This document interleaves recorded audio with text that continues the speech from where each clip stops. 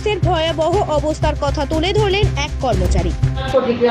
Current অফিসের যে বহাল যে অবস্থা দাঁড়াইছে, একটা পেচ্ছাপ যেখানে একটা ইউরিনের জায়গা নাই, এরপরে এই ঘরে যে জল পড়তেছে, আর স্টাফও তো নাই। স্টাফ আছে তিনজন আছে রেগুলার স্টাফ, আমি একজন মহিলা, ডিআরডব্লিউ স্টাফ, আর সব কেজিও স্টাফ 4 জন।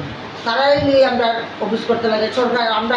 সরকার নানান সমস্যায় জর্জরিত ত্রিপুরা 59 জেলা কুমারঘাট মহকুমার ফটিকরাই ফরেস্ট মাঠ সংলগ্ন বিদ্যুৎ দপ্তরের শাখা অফিসটি।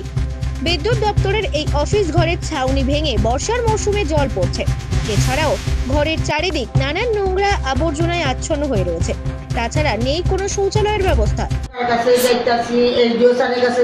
আমরা একটা বহাল এই ঘরটা ঠিক করার জন্য বা আমরা একটু সুযোগ সুবিধা দেওয়ার জন্য, ঘরের তালাটা পর্যন্ত নেই। আমরা কি করতাম? কার কাছে যাইতাম? কার কাছে গেলে আমরা পাবো এই সুযোগটা? আমরা বুঝি সবের কাছে যেতে অবাধ্য হয়ে গেছে, কোয়ার মতন কিচ্ছু নাই। আমরা যে মন্ত্রীও সেদিন আয়া গেল, মন্ত্রীরও আমি দেখাইলাম, সব কিছু দেখাইছি, এরপরে তো কোনো কিছু খবর পাইলাম না। বিদ্যুৎ দপ্তর অফিসের চরম ভয়াবহ অবস্থার বিষয়ে অফিসের দায়িত্বপ্রাপ্ত কর্মকর্তারা অফিসের ঊর্ধ্বতন কর্তৃপক্ষকে জানিয়েও কোনো কাজ হয়নি বলে বিদ্যুৎ দপ্তর অফিসের এক মহিলা কর্মচারী তাদের দুঃখের কথা তুলে ধরেন আমাদের সংবাদ মাধ্যমের সামনে। ত্রিপুরা থেকে বিক্রম কর্মকারের রিপোর্ট, জেলার বার্তা।